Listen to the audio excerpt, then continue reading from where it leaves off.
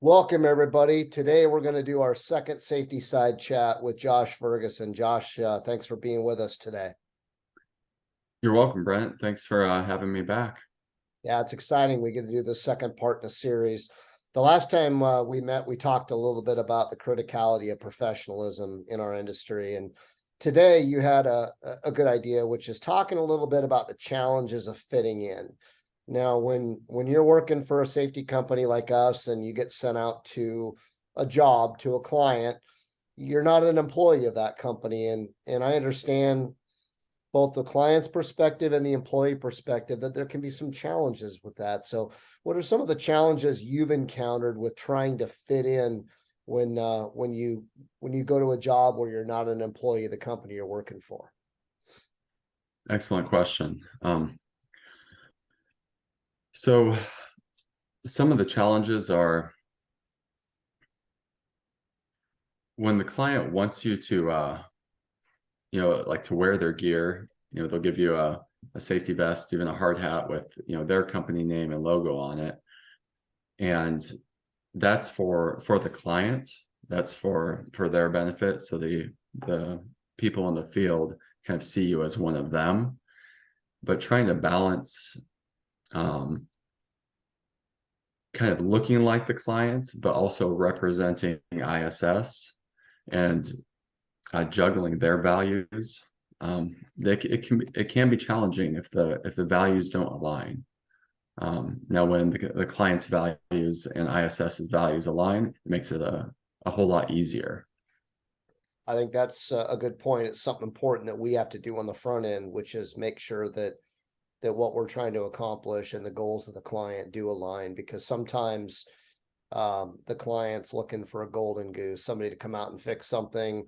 Or we've even seen situations where they want somebody to point the finger at, and you never want to step in that position. I get that for sure. So then obviously you have a culture aspect of fitting in with the client.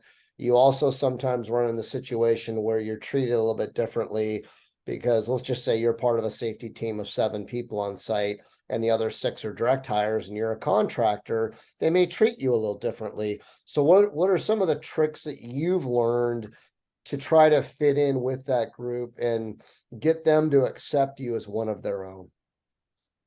So I did encounter that where there was a couple of us as contractors and a couple of direct hires on as a part of the safety team. And one of the things, this was kind of a screwy project, but I'll bring it up anyway. How the safety management treated their own people kind of was eye-opening to me. I didn't feel like they treated them very well. They did throw them under the bus. And I thought, if this is how they treat their own clan, how are they going to treat us, as contractors, as third party? And so I remain respectful. I did, if they asked something that was within my scope, I gladly, did it. But beyond that, I got very clear expectations on what I was there to do, and I did that.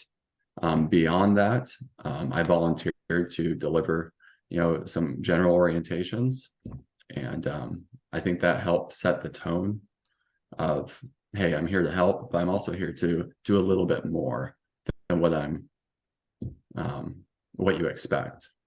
I call that the team player approach. You come at it and you don't have to, but you say, hey, anything I can do to help you guys, take a load off of you. And that does earn that credibility and respect for sure. So then on the flip side, a project where, for instance, we've sent you out a couple times where you're the owner's rep and you're representing the owner, and the contractors working under that owner are being audited, evaluated, and I wouldn't say managed, but overseen by your activities on a daily basis. So how is that a little different when you're fitting in at the owner's level as kind of the exclusive safety professional on the site? It's definitely a different approach. From the owner's rep perspective, it's a little more hands off and more coaching and guiding. And as far as as far as fitting in with the owners group, you really have to get a feel for their personalities and kind of what that group is about and what their goals are, and try to help them achieve those goals.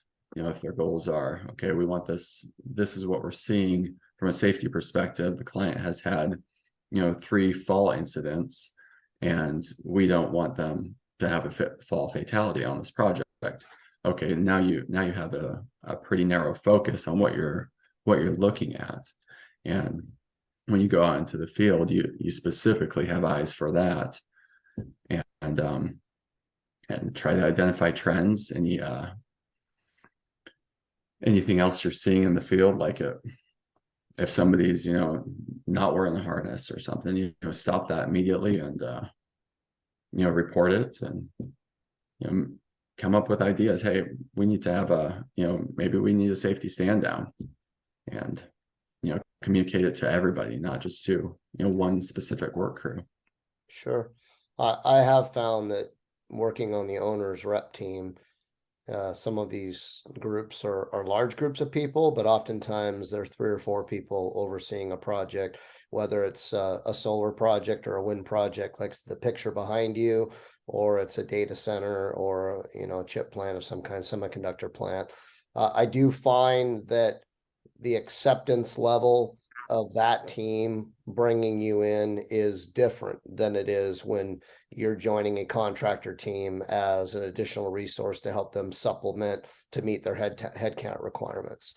So if you were to, I'll put you on the spot here, if you were to give 2 or 3 tips to a safety professional who's going to be going out to work, maybe as a third-party safety consultant, and you wanted to tell them, here are the keys to fitting in, what are 2 or 3 things that you would tell them? Okay. I would tell them to, when you first get on site, introduce yourself, say who you are, who you're there representing. And after your indoctrination, your orientation, you meet everyone you need to meet.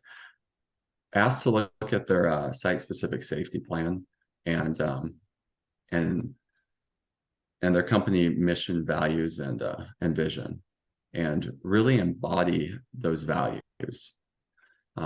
Read them, take them to heart, and if it helps as an exercise, every single day, pick a different value and go live that out in the field, and really, really embody those values. That's good advice. Now, not everybody is necessarily going to respect you for doing that, because some may not embody those values, but I think you take those as they come and you deal with each individual person differently and do your best to build those relationships and show respect and hopefully get respect in return. So good advice, good tips, Josh. Any parting thoughts before we wrap up, and then we'll hope to do this again here soon. Nope, that's it. Thank you, Brent, for having me on again. And again, it's a pleasure to serve ISS and the safety community. Likewise. And fitting in is a really big topic, a really big deal. And it's really easy to see when people fail why. It's harder to tell people how not to fail. And I think that's what we did today is be curious, come in, ask questions, learn, and absorb as much as you can to try to fit in, as opposed to come in and beat your chest and tell everybody this is how I'm going to do it. And I think that's great advice. So we appreciate it, Josh, and we'll see you here again soon. Absolutely, Brent. Right. Bye-bye.